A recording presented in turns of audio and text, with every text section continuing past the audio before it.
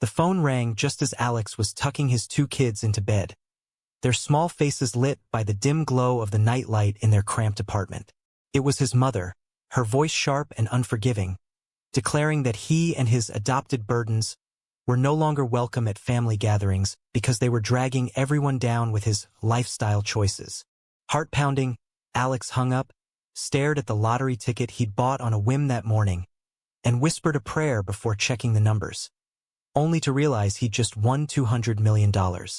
Alex Thompson had always been the black sheep of his conservative Midwestern family. Growing up in a small town in Ohio, he'd known from a young age that he was different. His parents, devout churchgoers, had raised him with strict values that left no room for deviation. When he came out as gay at 22 right after college, it was like dropping a bomb on their perfect world. His father, a retired factory worker, had shouted that he was a disappointment, while his mother wept and prayed for his soul. They cut him off financially, emotionally, and for years the silence between them was deafening. But Alex didn't let that stop him. He moved to Chicago, a city buzzing with life and diversity, where he could breathe a little easier. He found work as a graphic designer, scraping by on freelance gigs that barely covered rent in a modest two-bedroom apartment in a working-class neighborhood. Then, at 28, he decided to build the family he'd always dreamed of. Adoption wasn't easy for a single gay man. Endless interviews, background checks, and subtle biases from agencies that questioned his ability to parent alone. But after 2 years of perseverance, he brought home Mia, a spirited 5-year-old with curly hair and a laugh that could melt ice. And a year later, her baby brother, Lucas, who was just an infant with big, curious eyes. Life as a single dad was a whirlwind of joy and exhaustion. Mornings started with rushed breakfasts, school drop-offs, and then long hours at his computer, designing logos and websites for clients who paid just enough to keep the lights on. Evenings were filled with homework help, bedtime stories, and the quiet ache of loneliness that crept in when the kids were asleep. Alex dated sporadically, but nothing stuck. Most guys weren't ready for the package deal of kids and commitment. His parents, meanwhile, had softened just enough to send occasional birthday cards, but their disapproval lingered like a shadow. They never visited, never asked about the grandkids they refused to acknowledge fully. That fateful evening, after the call from his mother, Alex sat on the edge of his bed, the winning ticket trembling in his hand. The numbers matched perfectly: 7, 14, 23, 45, 56, and the Powerball 9. He'd bought it at the corner store while picking up milk, joking with the cashier about how it had changed his life. Now it had. His mind raced. First, disbelief, then a surge of euphoria. But as the reality sank in, so did the weight of what this meant. $200 million after taxes? It was freedom, security, a chance to give Mia and Lucas everything they'd been denied. The next morning, Alex called a lawyer, a financial advisor, and kept the news under wraps. He didn't want the media circus yet, but word leaked somehow, maybe from the lottery office, and by afternoon his phone was blowing up. Reporters, distant relatives, old friends he hadn't heard from in years. And then his parents. His father called, gruff but suddenly warm, congratulating him and suggesting they reconnect. His mother followed, tearfully apologizing for her harsh words the night before, insisting it was all a misunderstanding. Alex listened, his heart twisting. Was this genuine remorse, or just the allure of his newfound wealth? Amid the chaos, Alex decided to take a break. He enrolled the kids in a temporary daycare and booked a short trip to a quiet cabin in Wisconsin. Just to think. That's where he met Ryan. Ryan Ellis was a 38-year-old high school teacher from Milwaukee, vacationing alone after a tough breakup. They crossed paths on a hiking trail, Ryan helping Mia when she stumbled over a root, his easy smile and kind eyes drawing Alex in immediately.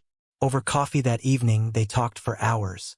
Ryan was openly gay, divorced from a brief marriage in his 20s before fully accepting himself, and he had no kids but adored them. He shared stories of his students, his passion for literature, and the quiet discrimination he faced in his conservative school district. Their connection was instant, sparked by shared vulnerabilities. Ryan understood the sting of family rejection. His own parents had disowned him for a time after his coming out.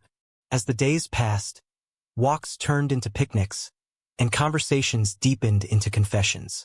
Alex opened up about the lottery win, the family drama, and his fears of how money might change everything.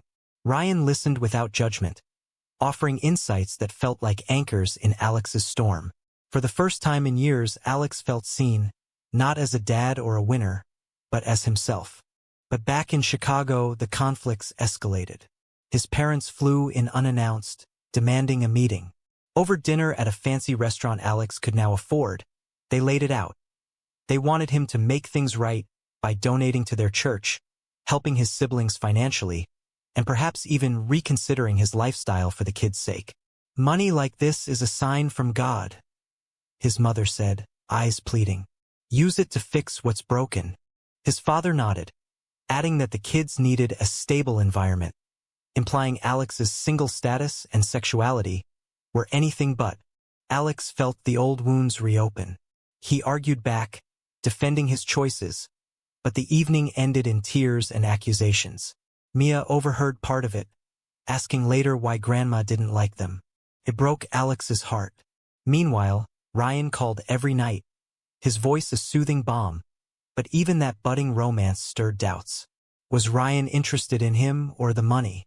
Society's whispers about gold diggers in the gay community didn't help. As the weeks turned into months, Alex navigated the windfall's practicalities. He quit his freelance work, bought a spacious house in a welcoming suburb, and set up trusts for the kids' futures. He also donated to LGBTQ+ charities, supporting adoption programs for same-sex parents, a move that sparked controversy in online forums. Some praised him as a hero. Others accused him of buying acceptance or pushing an agenda. The real drama hit when his parents sued for grandparent visitation rights, claiming Alex's wealth made him unfit if he continued exposing the kids to his lifestyle. The case made local news, igniting debates on social media about gay parenting, family obligations, and the ethics of lottery wins. Alex hired top lawyers, but the emotional toll was immense. Ryan stood by him, commuting on weekends, helping with the kids, and slowly becoming part of their lives. Their relationship deepened, marked by quiet moments, like Ryan reading to Lucas or holding Alex during sleepless nights. Yet, doubts crept in. One evening, after a heated court hearing, Alex snapped at Ryan, accusing him of sticking around for the perks. Ryan, hurt, left for a few days, forcing Alex to confront his insecurities. Was he letting his parents' rejection poison his chance at love? Reconciliation with Ryan came slowly, over heartfelt phone calls and a weekend apology trip to Lake Michigan.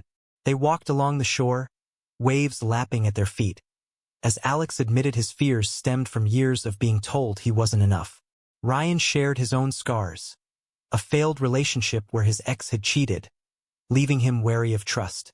They decided to take it slow, focusing on building something real amid the chaos.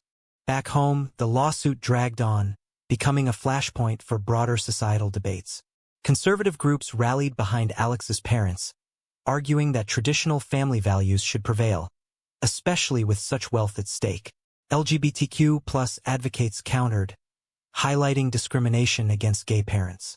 Alex found himself thrust into the spotlight, giving interviews where he defended his right to parent without interference. "My kids are loved, safe, and happy," he said on a morning talk show. "That's what matters, not my parents' outdated views." The media frenzy brought unexpected allies. A local support group for queer parents reached out, offering resources and camaraderie. Alex attended meetings, sharing his story and finding solace in others' similar struggles. One member, a lesbian couple with twins, warned him about the emotional manipulation from family. "They see the money as their redemption," they said. It resonated, making Alex question if forgiveness was possible or wise. Meanwhile, Mia started school in their new neighborhood, thriving in a diverse environment where she made friends easily.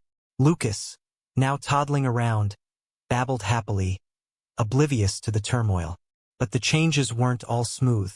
Old acquaintances resurfaced, some genuinely happy, others with hands out.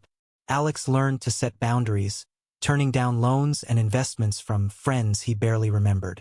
Ryan's presence became a steadying force. He moved in temporarily to help during the trial, cooking dinners and playing board games with the kids. Their romance blossomed subtly. Stolen kisses in the kitchen, late-night talks on the porch. But society's gaze intruded. Neighbors whispered about the two dads. And at Mia's school, a parent complained about Ryan attending a family event, citing confusion for the children. The principal, supportive, dismissed it, but it stung. The court date loomed, and Alex's parents amped up the pressure. They leaked stories to tabloids, painting Alex as reckless with his fortune. Buying luxury cars, he hadn't, and partying, he was home with kids. The lies fueled online trolls, who flooded his social media with hate. Gay dads ruining kids' lives. Lottery curse incoming. Alex deleted his accounts, but the damage was done. He spiraled into anxiety, questioning if the win was a blessing or a curse. In a pivotal moment, Ryan suggested therapy. Alex resisted at first. His upbringing taught him to tough it out, but eventually agreed. Sessions unearthed deep-seated resentment toward his parents, mixed with lingering love. The therapist challenged him. What do you owe them? And what do you owe yourself? It was a turning point, helping Alex prioritize his family's well-being. As the trial began, testimonies poured in. Alex's parents took the stand, tearfully recounting how his choices had shattered their dreams of a normal family. His mother claimed the grandkids were being indoctrinated, while his father insisted the money should fund proper upbringing. Alex's lawyer dismantled their arguments, presenting evidence of his stable home and the kids' happiness. Character witnesses, including Ryan and the support group, testified to his parenting prowess. But the judge's questions cut deep. Mr. Thompson, with this wealth, why not reconcile? Family is family. Alex responded firmly, family isn't blood if it's toxic. My kids come first. The courtroom buzzed, and social media erupted in debates, some calling him ungrateful, others empowering. Outside court, Ryan waited, pulling Alex into a hug. You're doing the right thing, he whispered. Their bond strengthened, evolving into a partnership that felt unbreakable. Yet, Alex couldn't shake the guilt. Late one night, he confessed to Ryan, what if they're right? What if I'm denying the kids' grandparents? Ryan held him, replying, grandparents who call them burdens? No, Alex, you're protecting them. The verdict came swiftly. The judge denied the suit, citing lack of evidence for unfitness and praising Alex's environment. Relief washed over him, but victory was bittersweet. His parents left without a word, severing ties once more. Media hailed it as a win for LGBTQ+ rights, but Alex felt hollow. The money had amplified every fracture. In the aftermath, Alex focused on healing. He and Ryan made their relationship official, introducing him to the kids as Dad's special friend, before easing into more. They traveled as a family to Disney World, where Mia's eyes lit up at the parades, and Lucas giggled on rides. But whispers followed. At the park, a family stared, muttering about non-traditional setups. Alex ignored it, but it fueled his resolve to advocate. He started a foundation for queer families facing discrimination, using part of the winnings to fund legal aid and support programs. It drew praise but also backlash. Conservative pundits accused him of woke indoctrination with lottery money. Online petitions called for boycotts, and even some in the LGBTQ+ community debated if he was flaunting his wealth insensitively. Ryan's job added tension. His school board, pressured by parents, questioned his lifestyle after news of his relationship with Alex broke. He faced subtle harassment, notes in his mailbox, exclusion from staff events. Ryan considered quitting, but Alex encouraged him to fight. We've got the resources now, Alex said. Let's use them. They hired lawyers, turning it into a discrimination case that gained national attention. As months passed, the couple navigated these storms together. A particularly contentious moment arose when Alex's estranged brother contacted him, begging for money to pay off debts. Alex refused, citing past betrayals, but Ryan urged compassion. Maybe a small gesture, he suggested. It sparked their first big fight. Alex accusing Ryan of naivety, Ryan calling Alex guarded. They reconciled, but the incident highlighted how money tested relationships. Society's judgments weighed heavy. At a charity gala, a donor pulled Alex aside, whispering, "Great cause, but tone down the gay stuff. It's off-putting." Alex smiled politely but fumed inside. Later, with Ryan, he vented, "Why can't we just be?" It was a question echoing through their lives. The discrimination case against Ryan's school escalated into a full-blown media spectacle. Protests formed outside the district office, supporters waving rainbow flags, opponents holding signs decrying agenda-pushing teachers. Ryan testified about the harassment, his voice steady but eyes weary. Alex sat in the audience, gripping Mia's drawing for luck, a family portrait with two dads. The case dragged on, costing emotionally and financially, even with Alex's resources. Victory came when the board settled, implementing inclusivity training and compensating Ryan. He chose to stay, hoping to inspire change from within. But the win polarized opinions. Some hailed them as heroes. Others labeled them opportunists, claiming the lawsuit was a cash grab. Online forums buzzed with debates. Should gay teachers disclose relationships? Is wealth buying justice? Alex and Ryan ignored the noise, focusing on their home. Domestic life brought its own joys and conflicts. Mia, now 7, asked pointed questions. "Why don't Grandma and Grandpa like us?" Alex explained gently, emphasizing love over blood. Lucas, at 2, adored Ryan, calling him Riri.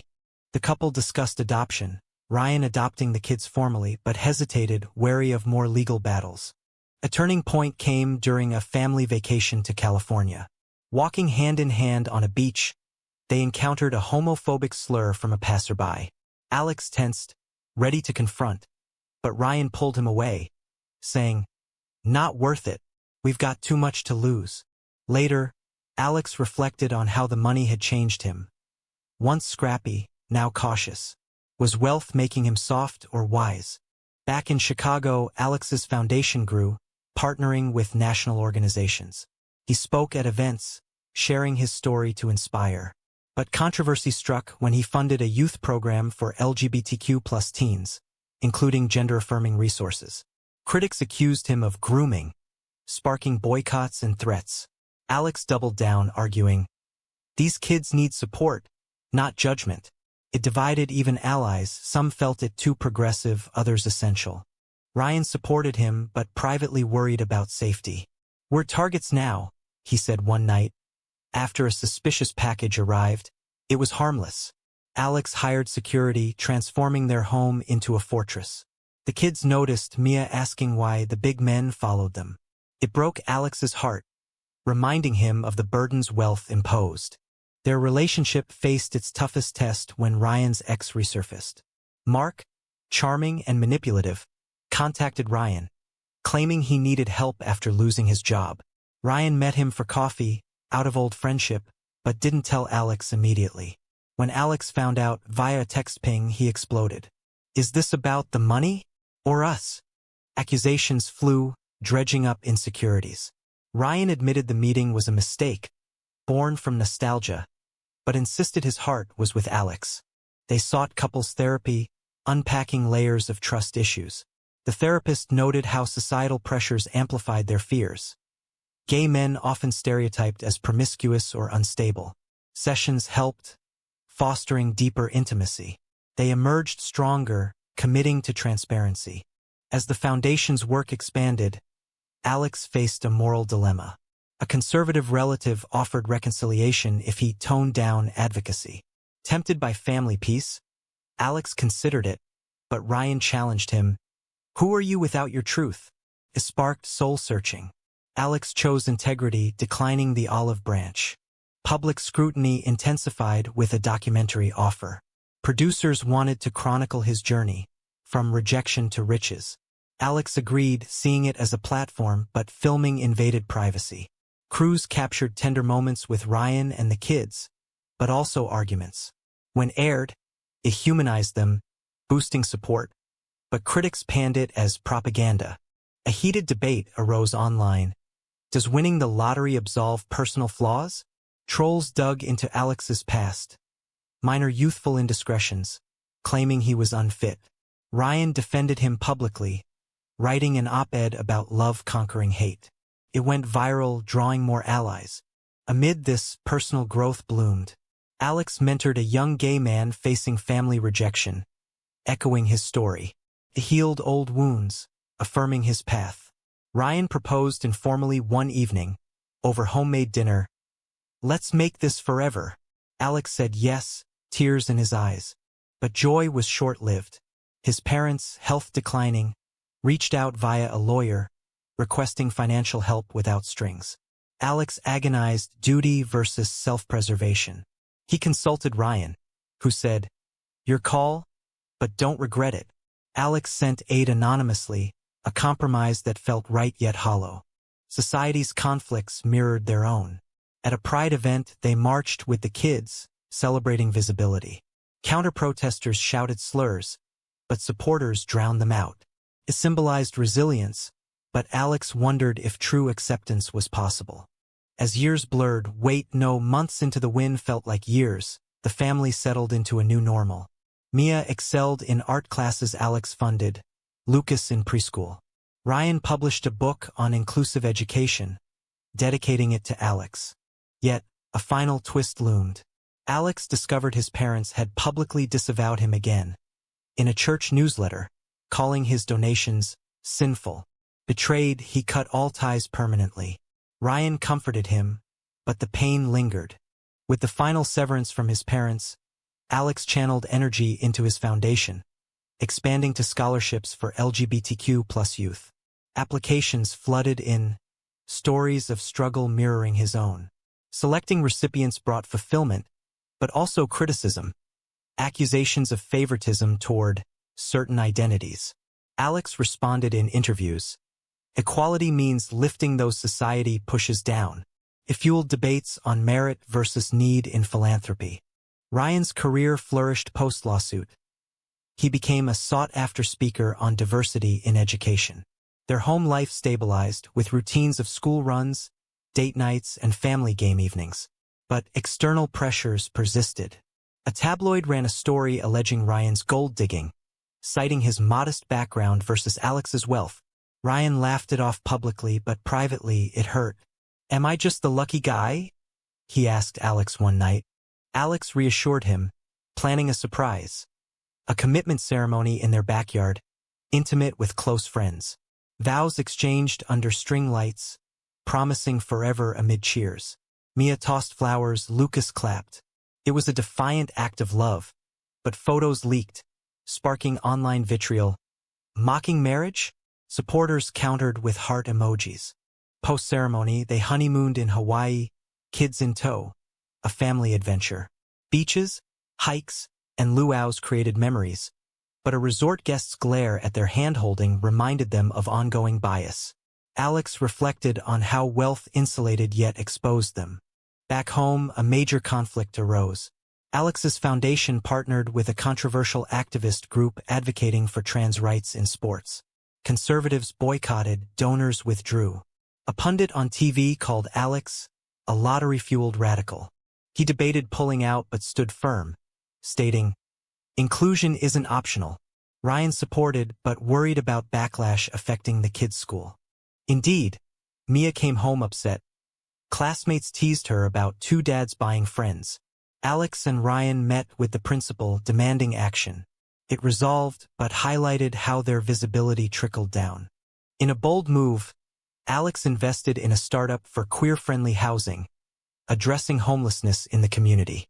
Success brought acclaim, but envy from peers who felt he skipped the line with lottery luck.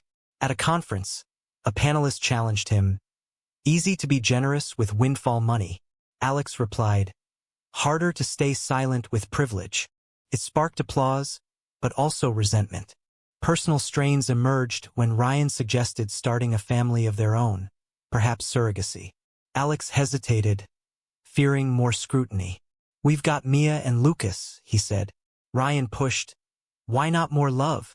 The discussion turned heated. revealing Alex's deep-seated fear of loss. Therapy helped navigate it, deciding to table the idea. Society's evolving views offered hope. A Supreme Court ruling strengthened LGBTQ+ protections, which Alex celebrated by increasing donations. But regressions, like book bans in schools, affected Ryan's work. He fought curriculum changes, rallying parents. A dramatic turn came when Alex's brother, previously denied help, showed up destitute, claiming addiction issues. Alex offered rehab funding, not cash, a condition. His brother accepted entering treatment. Progress reports brought cautious optimism, but Ryan warned of codependency. As the foundation's impact grew, Alex faced ethical quandaries. A high-profile donor insisted on no politics, meaning avoiding controversial topics. Alex refused, losing the funds but gaining integrity. Debates ensued. Philanthropy or activism? Their relationship deepened through trials. Anniversaries marked with quiet toasts, acknowledging growth. But a health scare, Lucas's asthma attack, grounded them. Hospital nights bonded them further, grateful for resources allowing top care. Public life intruded again with a book deal for Alex's memoir. Writing unearthed emotions, from parental rejection to lottery euphoria. Ryan co-authored chapters on their love story. Publication loomed, promising inspiration but vulnerability. Controversy peaked when excerpts leaked, detailing the lawsuit. His parents responded via media, accusing exaggeration. Alex ignored, focusing on positive reviews praising authenticity. In quieter moments, Alex pondered the win's true cost. Wealth solved problems but created others, isolating friendships, amplifying judgments. With Ryan, he found balance, their love a sanctuary. As the story neared its climax, a final challenge. A conservative group sued the foundation over discriminatory programs. Alex geared up for battle, lawyers prepped. Ryan stood beside him, saying, "Together we win." The lawsuit against the foundation dragged into a high-stakes courtroom drama, with witnesses from both sides painting stark contrasts.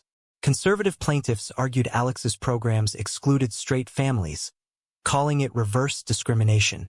Alex's team countered with data showing broader community benefits, emphasizing targeted aid for marginalized groups. The judge, a no-nonsense woman with a reputation for fairness, probed deeply. "Mr. Thompson, is this charity or a personal crusade?" Alex responded, "Both. Change starts with conviction." Media coverage was relentless, framing it as a clash of values, progressive wealth versus traditional norms. Supporters rallied online with "Stand with Alex," while opponents trended "lottery hypocrite." Ryan shielded the kids, limiting exposure, but Mia overheard news clips, asking, "Are we bad, Daddy?" Alex hugged her, explaining, "No, sweetie, we're just different, and that's okay." Amid trial prep, personal revelations surfaced. Alex's brother, now sober, testified in support, crediting Alex's help for his turnaround. It was a poignant moment, hinting at fractured family mending. But his parents remained absent, their silence speaking volumes. Ryan's role evolved. He took leave to assist, researching precedents. Their late-night strategy sessions blended with tender reassurances, solidifying their partnership. A heated argument arose over settlement. Ryan favored it for peace. Alex refused, saying, "Backing down validates hate." They compromised on aggressive defense. The verdict favored Alex. The judge ruled the programs constitutional, praising their intent. Cheers erupted. It was a landmark for LGBTQ+ philanthropy. Post-win, Alex announced expansions, including international outreach. Critics decried activist overreach, but momentum built. Life post-trial brought reflection. Alex and Ryan formalized their union with a legal marriage, a quiet courthouse affair followed by a party with allies. Mia and Lucas beamed as ring-bearers. Society's response mixed. Congratulations mingled with snide comments on redefining family. Wealth's paradoxes persisted. Alex donated anonymously to causes, avoiding spotlight, but leaks exposed him. Debates raged. Should lottery winners give back everything? He pondered in interviews, Money magnifies who you are. I choose kindness. Final conflicts simmered with Ryan's promotion offer in another state. Relocation meant uprooting, but opportunity beckoned. They debated pros, better schools, less scrutiny versus cons, leaving networks. Deciding to move, they bought a home in Seattle, a progressive haven. The transition was bittersweet. Goodbyes to Chicago friends, but excitement for new beginnings. In Seattle, they found community, with Mia joining a diverse school and Lucas thriving in daycare. Alex's foundation opened a West Coast branch. Ryan taught at an inclusive district. Yet, a lingering question haunted. Had the wind truly liberated, or ensnared in endless battles? Alex confided in Ryan during a rainy evening walk. Sometimes I wonder if poverty was simpler. Ryan replied, but look at the good we've done, the love we've built. As their story unfolded, it sparked endless discussions on family, identity, and fortune. Alex's journey, from rejected son to empowered dad, challenged norms, proving resilience amid adversity.